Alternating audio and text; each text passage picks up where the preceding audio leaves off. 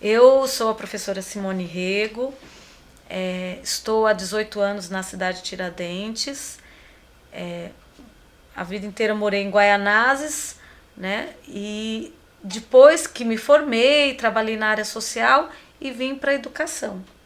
E atualmente na Academia Carolinas. Bom, bem objetivamente, a Academia Carolinas leva o nome de uma mulher muito forte, né, muito potente, que é Carolina Maria de Jesus, que foi uma mulher que morou na favela, escreveu sobre a favela e viveu as dores, né, de uma mulher favelada. Então, o objetivo do Carolinas é mostrar para essas mulheres, primeiro, quem foi Carolina de Jesus, o que ela se tornou, e aí sim a gente fala de empoderamento feminino, né, a partir da história da Carolina de Jesus. Existem muitas Carolinas hoje ainda nas favelas ou isso foi coisa que ficou no século XX? Não, as favelas estão aí no Brasil afora, né? Então, quando a gente fala de favela, a gente não está falando simplesmente de casas de madeirite à beira do córrego, como é o local onde eu trabalho hoje na Avenida Souza Ramos, né? Então, ela é uma parte de casas de alvenaria, que dividem de fato o espaço com o córrego, outras de madeirite, mas é algo muito comum. E é estranho a gente pensar que aqui na Grande São Paulo, né, ainda existam moradias, né, como estas. Então, é uma grande realidade que a gente precisa de pensar sobre isso e a gente está, acho que, fazendo a nossa parte, né, como terceiro setor. Eu vou falar como homem, né, agora. Você é mulher, eu homem. E o que é o empoderamento feminino? Acredito que muitos homens não saibam assim a fundo o que é. Se da forma objetiva para que todo mundo entenda. Bom, quando a gente fala também de empoderamento, não necessariamente é só empoderamento feminino. No meu Sim. caso, lá, eu não trabalho só com empoderamento feminino, a gente trabalha com empoderamento de pessoas. Ah, que interessante. É a primeira vez que eu estou escutando isso, empoderamento de De pessoas. pessoas, né? Sejam jovens, sejam crianças, sejam homens, sejam mulheres. Mas quando a gente fala de empoderamento, né, que é uma palavra em inglês, empowerment, dar poder a alguém, né? Na verdade, a gente trabalhar com as mulheres e com os homens e com os jovens, a ideia de que existe a possibilidade de eu encontrar força no coletivo, que quando nós nos organizamos, quando nós apoiamos as ações, quando nós ouvimos, quando acolhemos e quando ensinamos e aprendemos juntos, que a gente pode transformar o meio em que a gente vive, a gente está empoderando. O empoderamento gera geração de renda, gera a capacidade da mulher, da autoestima, né? Ela gera no outro a capacidade de olhar além, de olhar para o meio, de transformar o meio. Então, o empoderamento é isso. Né? Dentro desse universo que eu trabalho, a gente procura empoderar pessoas, porque ali é um espaço dentro da favela que ele é procurado por homens e mulheres, pela comunidade LGBTQIA+, por crianças. Então a gente não pode dizer fechar as portas, né? Então quando você chega um homem lá e fala, professora, eu não vejo a hora de aprender a ler, eu também vou empoderar este homem no momento que ele aprender a ler. Sim. Né? Então a gente fala de empoderamento hoje, é voltado para as mulheres? Sim, mas é para as pessoas. Talvez seria esse o verdadeiro papel do professor, né? A mediação do conhecimento. Sim. E dentro dos projetos que vocês têm, você pode falar um pouquinho mais sobre quais são eles? Tá.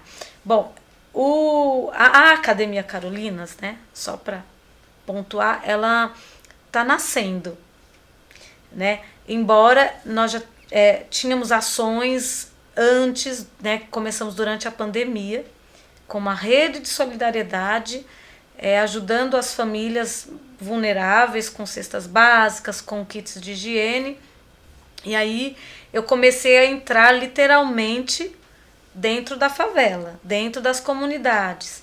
E a partir do olhar que eu comecei a ter e mudar a minha visão como educadora, né? Eu falei, peraí, tem alguma coisa errada aqui, né? Porque eu sou educadora e eu nunca enxerguei de perto essas realidades.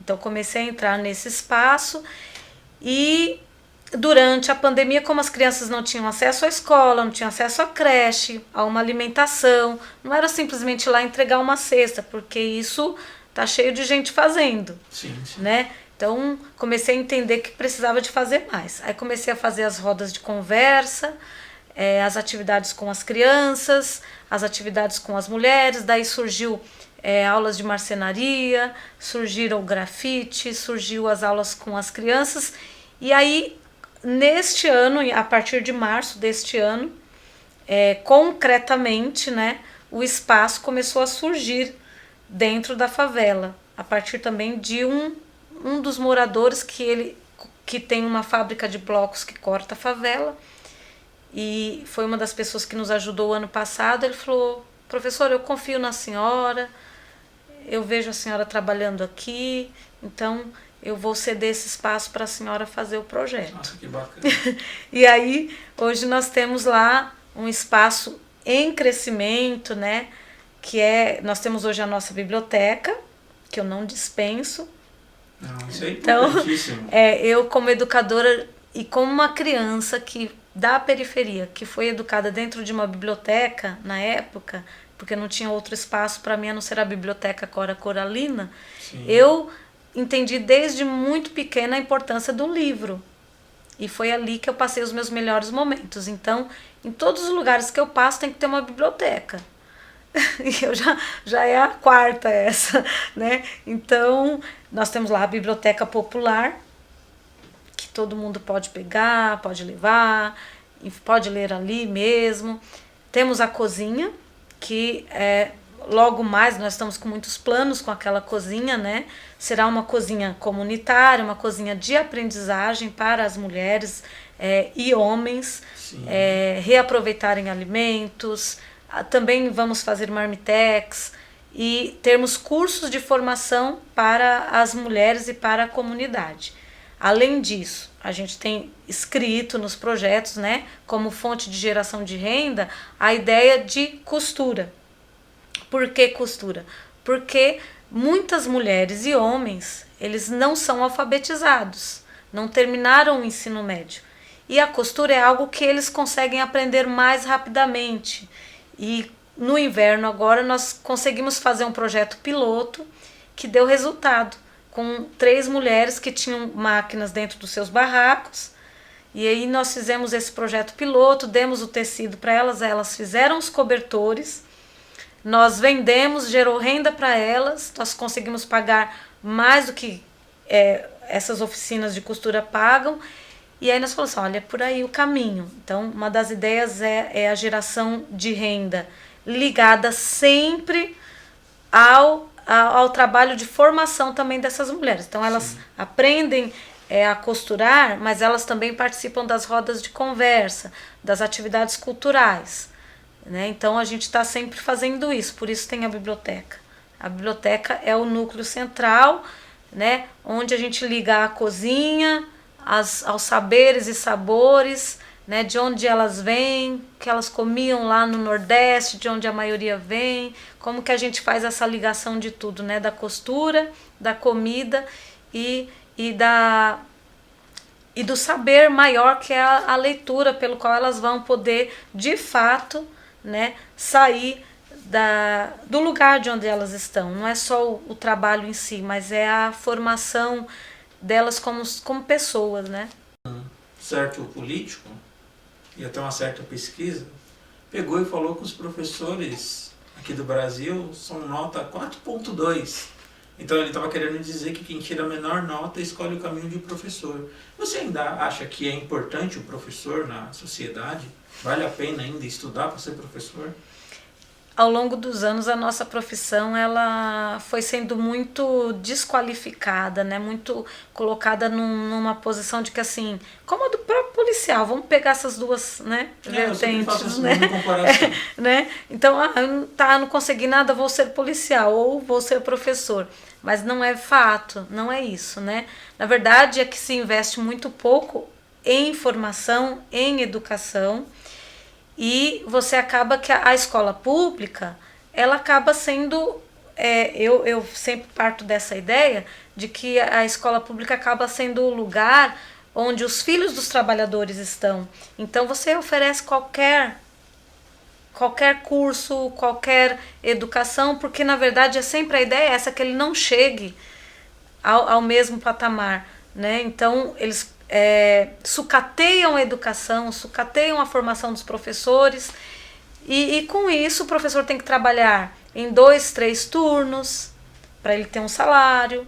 Ele deixa de viver a vida dele, de ter família, porque ele tem que trabalhar. Ele não trabalha só dentro da escola, ele trabalha fora da escola. Ele corrige provas, ele tem que escrever os projetos de escola. Ele tem uma série de responsabilidades enquanto professor que não é valorizada, né? É só no dia 15 lá que as pessoas falam que o professor era um herói, que eu sou super contra isso, né? O professor não é um herói. Ele não tem que ser visto como um herói, né? Ele tem que ser valorizado. E como que é a aceitação da comunidade? Como que eles veem o projeto? A princípio eles brigavam muito comigo, né? Porque até um dia desses a Maiara, que hoje está no projeto, ela falava assim, porque eles me chamam só de professora ou de prof. Professora, quando a senhora chegou aqui, a gente achava assim, essa daí é mais uma que vai vir aqui e logo vai embora, vai largar a gente aqui. Porque a gente sempre é abandonado. Porque as pessoas sempre chegam aqui com algum interesse. E a senhora chegou e ficou. E isso foi muito importante para nós, né? Então, hoje, onde eu passo ali, é a professora, é a prof, é a maluca, não sei o quê. A professora Rego, a professora Simone. E, óbvio, existem todos os problemas que a gente enfrenta dentro de uma comunidade como aquela, mas a aceitação, ela eu diria que é algo tem muito afeto envolvido. Sim, muito bacana. Né? Porque foi criando essa coisa do saber quem é quem, qual o barraco que mora, qual é a necessidade que está passando, como é que a gente pode ajudar, para onde que a gente vai encaminhar. Então, você cria esse contato de entender essa realidade. Aí eu volto como educadora, né? Eu falo assim, puxa, eu não posso mais voltar para a sala de aula da mesma maneira, porque hoje eu entendo mais um pouquinho a realidade de quem vive ali. E eu queria saber, qual que é a realidade hoje da mulher da periferia? Há muito abuso, muita violência.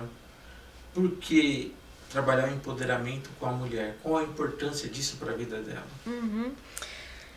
Bom, se a gente falar em termos de periferia, né, se pegar a realidade da cidade de Tiradentes, que é o maior conjunto habitacional da América Latina, tem 350 mil habitantes aproximadamente. O último censo foi de 2011, que tinha 200 e...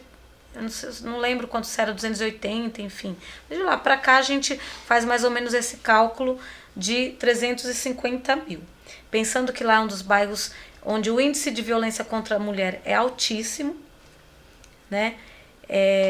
Então nós temos lá uma casa de atendimento à mulher que chama-se Casa Anastácia, a única casa que tem lá na cidade de Tiradentes, a outra fica em Guaianazes. Lá não dá conta da demanda de mulheres que chegam com várias, vítimas de várias situações. Não só as mulheres, como meninas, como crianças. Então a gente tem muitos casos dentro da própria favela. E aí, quando a gente fala de empoderar, a gente está falando justamente na quebra desse ciclo da violência. Porque uma mulher que ela consegue ter independência financeira, uma mulher que ela consegue ter autoestima, uma mulher que ela consegue pensar assim, eu não vou mais depender de um homem que me agrida, que chegue bêbado, que chegue drogado, que queira, né, ser o meu dono, ter a posse do meu corpo. A partir do momento que essa mulher entende que ela tem um espaço de acolhimento, que ela tem uma formação que vai gerar renda, que ela vai poder tirar dela ali o sustento, e que ela vai poder ter uma formação, inclusive, né, para ela aprender a ler, a escrever, aquela que não sabe, ou ela poder falar assim, puxa, eu vou fazer o Enem. Então, assim, você muda totalmente a cabeça, a forma de ver o mundo, a forma de ver a favela, a forma de olhar para si, de olhar para o outro. Então, quando a gente fala de empoderamento, nesse aspecto, a gente está falando de quebrar ciclos. Né? A gente só quebra o ciclo quando a gente entra no cerne da coisa e você fala assim, aqui precisa de uma intervenção. Mas essa intervenção, ela não pode ser bruta. Ela não pode ser, olha, nós somos feministas e a partir de agora vocês vão dizer não para o homem porque o meu corpo, minhas regras, e aí agora aqui eu que mando e você não vai falar comigo porque senão eu vou discar um 80 e não é assim, um 90 e a polícia vai vir aqui. Primeiro, a polícia não entra na favela. Segunda coisa, quando uma mulher denuncia, ela sofre mais ainda, né? E quando nós estamos com o trabalho dentro de uma favela, nós somos muito mais visados ainda, para o bem e para o mal. Com certeza. Né? Então, o nosso trabalho, ele é um trabalho simples, subjetivo, ele não vai de frente, ele não bate de frente com o homem, ele não bate de frente com a mulher, pelo contrário, né? Eu sempre digo que eu quero que os homens também venham, porque eu quero que os homens aprendam a ser homens também, porque da mesma maneira como nós mulheres nos desconstruímos de tudo que foi colocado e pintado, né? Como diz o Fernando Pessoa, as tintas que nos pintaram, que a gente tem que raspar. Sim. Os homens também foram educados numa sociedade machista, conservadora, violenta. Então, eles também precisam de aprender. Então, existe também um trabalho de reeducação para os homens? Ainda não, né? Eu digo que esse trabalho ele existe quando eles me procuram, né? Porque eles são mais resistentes, sim. Né? Mas quando existe essa abertura para conversa, e a conversa ali no botequim, né? A hora que eu passo ali, vou lá, sento 15 minutos com eles no bar, de mulher para homem assim, conversando, né? Sim. E aí a gente conversa e eu mostro para eles. E porque eles me elogiam, né? Eles falam, professora, a senhora é braba, a senhora é forte, não sei o quê, a senhora enfrentou isso, fez aquilo, não sei o quê. Então, por que eles elogiam a professora que vem porque vem de lá, porque faz, mas peraí, e a sua companheira? E aquela que está ali, né? Ela tem o mesmo poder, ela tem a mesma possibilidade, e você também tem que elogiar, e aí essas são coisas bobas. Aproveitando também, já que você está nos explicando hoje sobre essa questão do empoderamento, da visão feminista na sociedade, eu também não vou citar nomes para não render processos para a gente, mas eu vi uma moça falando, uma moça bem famosa aí na internet, falando que se um cara parar com a Ferrari e dar uma cantada nela, não é ruim. Mas se um pedreiro mexer com ela, é importunação sexual. Olha que absurdo. Explica pra mim isso aí que eu não entendo. Eu não entendo bem essa lei da importunação. Se a mulher sentir que for ofendida, é uma importunação. Bom, pra gente pensar assim, né? Essa ideia do poder, né? Sim. Quer dizer, se um homem... ou mulher também, porque tem, né? Sim, então, assim, uma pessoa, né? Se uma pessoa se sente mais poderosa do que a outra e se ela consegue comprar a outra com aquilo que ela tem, não é importunação. Mas eu não tenho nada para te oferecer, eu estou te importunando, enfim. Mas a importunação é fato, né? Por exemplo, nós mulheres sofremos muito com isso. Seja o nome de importunação, seja assédio, seja o que nome der, existe, é fato. Né? No trem, no transporte público, nos bares, nas baladas, na nossa profissão, né? Nós somos importunadas, sim. Agora, depende do olhar do outro sobre isso. Então, antes, a cantada era algo que não era visto como importunação. A cantada, ela deixa de ser algo que me importuna a partir do momento que eu também quero.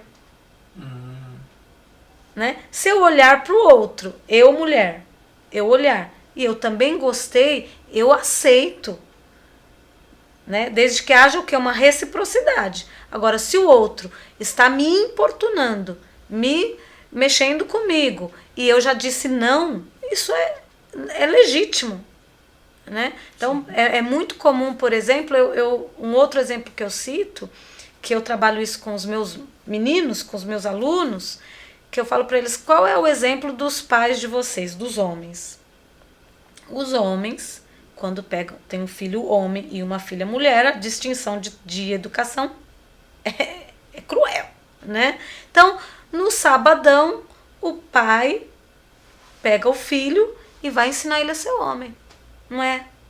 Não como antes, que levava para uma casa de prostituição, né? Mas hoje, como que é? Ele vai lá pro futebol, aí passa uma menina na rua, o pai mexe. O filho já aprendeu, né? Ô, gostosa, nossa, não sei o que, tal. Aí coloca a mão assim, né? Tal, já para mostrar que ele é o macho da situação e o filho dele, pequenininho, às vezes com 5 anos, 6 anos, está olhando o exemplo do pai. É assim, então, que eu devo agir com as mulheres? O exercício está ali. Ele está aprendendo como é que ele mexe com as mulheres. Como é que ele faz para conquistar as mulheres na rua?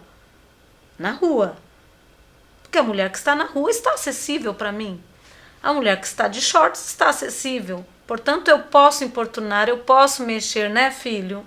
Mas a sua irmã não. A sua mãe também não, né? Então, assim, desde que não mexe com os meus, eu posso ensinar o meu filho que ele pode mexer, ele pode puxar o cabelo de uma mulher, ele pode xingar se ela não der bola para eles. Agora, com relação a esta pessoa que discriminou, né, o pedreiro do que tem o Porsche, o que a gente pode dizer para uma pessoa dessa, né? Que ela é tão vulnerável, né? Ela é uma pessoa que ela precisa de se entender primeiro como mulher, né? Então, assim, não dá para a gente classificar um tipo de situação desse, porque estão várias mulheres assim e tem vários homens assim. Muito bem. Quem quiser falar com a sua instituição, como é que faz para entrar em contato, fazer uma doação, para participar, para levar algum trabalho, alguma oficina? Tá. Bom, hoje nós temos o Instagram, né, que é o @Academia Carolinas, e tem o telefone que é 11 99285 3751, que é o WhatsApp. E aí a gente atende lá, as pessoas mandam mensagem, eu sempre estou atendendo. Quando não sou eu, tem um grupo de amigos que são todos voluntários que atendem.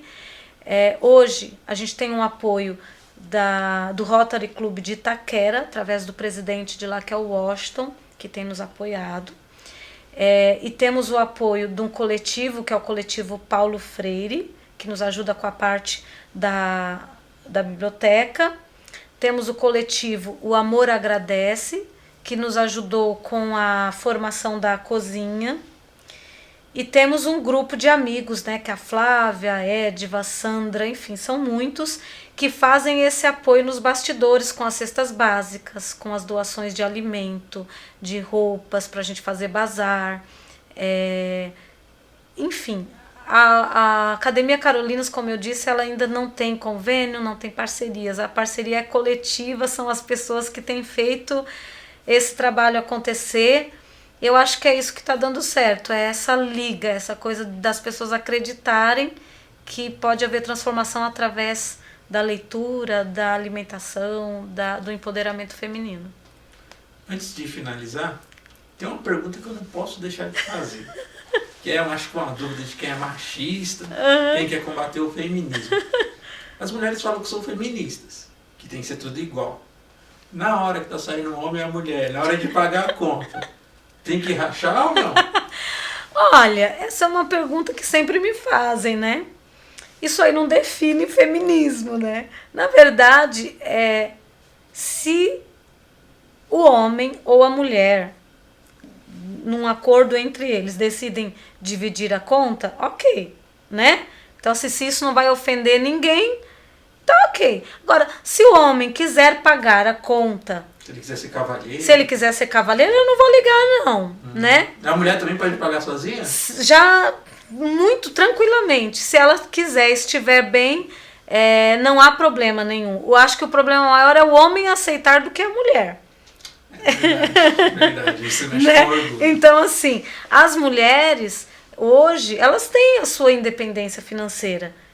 Só Sim. que nós somos educados para quê? O homem é que paga a conta. O homem é que serve, o homem e tal. Aí quando a mulher vai pagar a conta, os homens se sentem constrangidos. Não é o contrário. É verdade. Não Sim. é o contrário. Falo como homem, eu jamais deixaria. Não de é o pagar. contrário, exato. Porque você foi educado dessa maneira. Sim. Entendeu? Agora, por exemplo, essa geração de hoje, já tá, a molecada já tá mais tranquila. Eu vejo as meninas pagando sem problema nenhum. Eu vejo os meninos dividindo sem problema. Porque agora, para muitos, já não é mais um peso isso. Não é mais a questão se eu sou homem, você é mulher. Não, nós estamos aqui, beleza, vamos trocar. Eu mesma, como feminista, já num primeiro momento fiz isso para me testar, falar assim, peraí, eu quero ver como que vai ser essa reação, né? Aí deixa que eu pago a conta. Fiz questão de dizer, não, hoje eu recebi, deixa que eu pago a conta. Você ficou muito constrangido, muito sem graça. Entendeu? Não, imagina, eu que pago. Não, mas deixa eu pagar, eu recebi. Nós somos trabalhadores, eu e você. Qual o problema? Então, assim, foi uma luta para eu convencer que eu podia pagar e que isso não ia diminuí-lo como homem, né? O homem pagar não me diminui como mulher. Mas a mulher pagar diminui o homem? Por quê? Para se pensar. Não é? Simone, obrigado por ter vindo aqui hoje, tá? Foi uma entrevista muito elucidativa, tirou algumas dúvidas que eu tinha e acho que de muitos outros homens também sobre o feminismo, sobre a questão da posição. E agradeço mesmo que quando eu vejo você, eu vejo que eu fiz a escolha certa. Ah, e segui o obrigada. caminho de professor, de educador. Muito obrigado mesmo. Obrigada a vocês, obrigada ao TV Social, a TV do Terceiro Setor, que eu tive privilégio, né, de ser convidada para estar aqui. Então eu quero agradecer ao Márcio e a você pelo convite. Espero que chegue às pessoas e que elas queiram de fato conhecer, não só através do Instagram, mas ir presencialmente, né, saber como nós fazemos, o que somos, como estamos. Isso faz parte desse processo de transformação. Caminhando que se faz o caminho, né? Disse o Belchior. Tá bom? Até a próxima.